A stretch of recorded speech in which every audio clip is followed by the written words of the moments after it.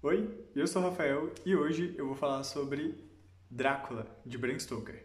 Eu li esse livro em comemoração aos 123 anos de publicação, que acontece hoje, dia 26 de maio de 2020. Então, Drácula tem os capítulos divididos entre diários e trocas de cartas entre os personagens. E, bom, os personagens que contam essa história é o Jonathan Archer, a Mina Murray, a Lucy Westenra, eu não sei como é que é a pronúncia do sobrenome dela, o Dr. Seward e o Dr. Van Helsing. Bom, nós conhecemos o Jonathan e ele conta que tá chegando no castelo do Conde Drácula e, bom, as pessoas que estão mais perto do castelo, ele conta para eles que está indo para lá, tratar de negócios, eles cospem no chão, quando ele fala para onde ele está indo, eles olham para ele meio tristes e eles começam a conversar pelas costas dele, até que ele se cansa um pouco disso e resolve perguntar para eles por que que eles estão desse jeito.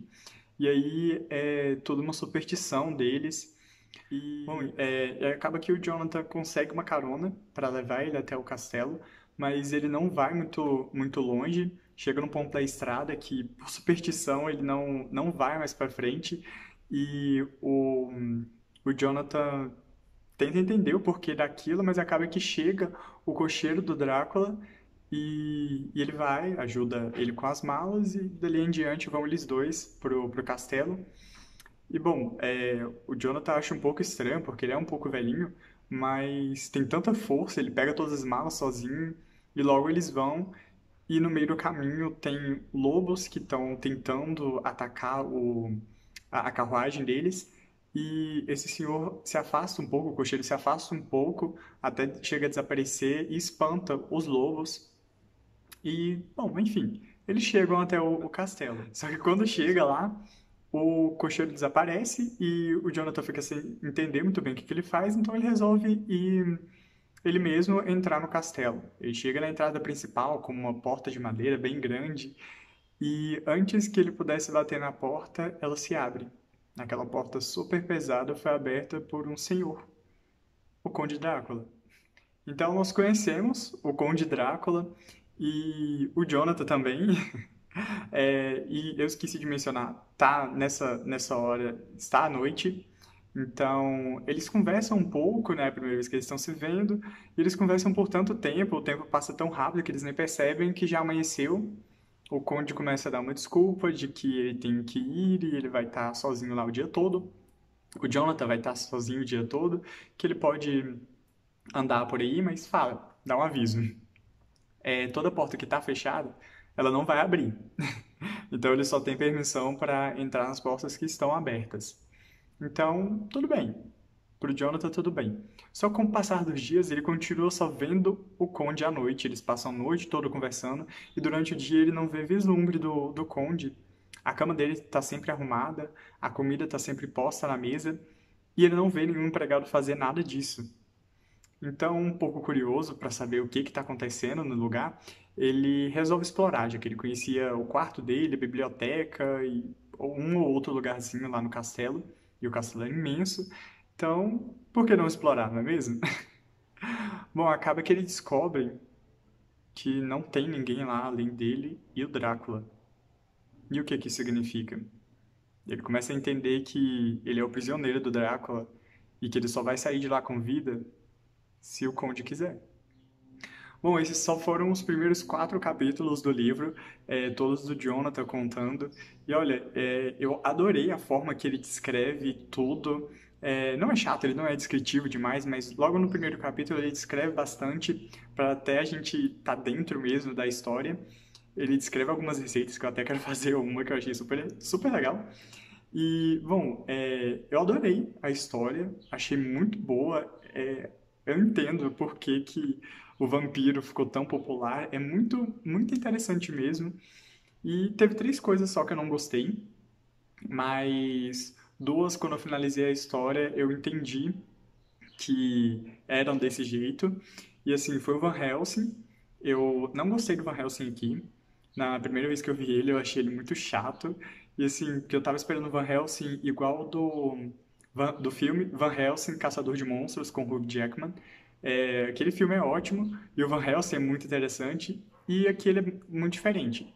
Até eu colocar na minha cabeça que o Bram Stoker criou esse personagem, que ele é desse jeito, e que aquilo lá só foi uma outra visão do personagem, eu demorei um pouquinho, mas do meio do livro para frente eu já tinha acostumado com Van Helsing, foi bem tranquilo. E a segunda coisa foi que em 2 capítulos os personagens estão entendendo, sabe? Para os personagens entenderem o que acontece quando uma pessoa é mordida por um vampiro. E assim, a gente já sabe, porque a cultura pop é cheia de vampiros. Então, assim, se você assistiu Crepúsculo, Diários de um Vampiro, a série do Drácula da Netflix, uma outra série que saiu em 2013. Então, assim, se você assistir um pouquinho, se você sabe um pouquinho de este vampiro, você sabe que quando é mordido por um vampiro, quando uma pessoa é mordida por um vampiro, ele se torna um vampiro. Então, assim, foi muito tedioso ler esses capítulos, porque eu já sabia o que ia acontecer. Mas aí, assim, depois que eu passei por essa parte, eu me toquei que nessa época, na época que o Bram Stoker tinha escrito Drácula, já haviam alguns outros livros sobre vampiros. Eu li aqui no começo, e depois que eu lembrei que eu já tinha lido aqui, já tinha alguns livros, algumas outras obras sobre vampiros, mas eu não tenho certeza se é livro, mas tinha alguma obra, tinha alguma citação sobre vampiro, alguma coisa assim. Quando ele escreveu, e o vampiro só popularizou por causa de Drácula. Só popularizou por causa de Drácula. Então, eu consegui entender que quando começaram a ler, ninguém tinha toda essa bagagem que a gente tem agora de saber muita coisa sobre vampiro, estaca no coração, essas coisas. E a última coisa foi o próprio Drácula. Ele, isso eu não consegui deixar de lado depois de ter terminado, porque no começo, o Drácula é bem presente e depois ele aparece mais 2 vezes no meio do livro e mais uma vez no final. Então, assim, umas 4 vezes que eu contei. Não tenho certeza se aparece mais do que isso, mas 4 vezes eu tenho certeza que ele aparece. E eu achei muito pouco para um livro com o nome dele. E assim, eu queria mais Drácula, é muito interessante ele, sério, dá vontade de ler, só ficar lendo os 4 primeiros capítulos, os diários do Jonathan, porque é muito interessante. E assim, o Drácula constrói uma tensão psicológica em cima do Jonathan, muito interessante, eu gostei muito. E aí, ver ele tão pouco no restante do livro me decepcionou um pouco. Então, assim, eu estava querendo achar um sistema de notas, então a nota que eu vou dar para esse livro vai ser 4 morcegos, de 5.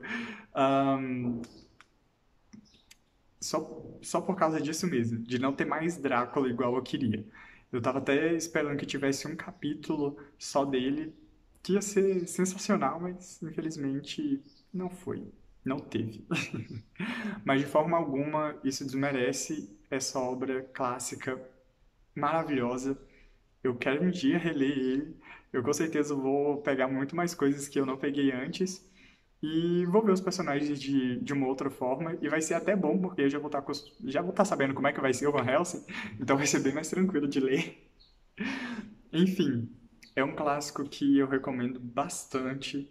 Recomendo muito mesmo vocês lerem.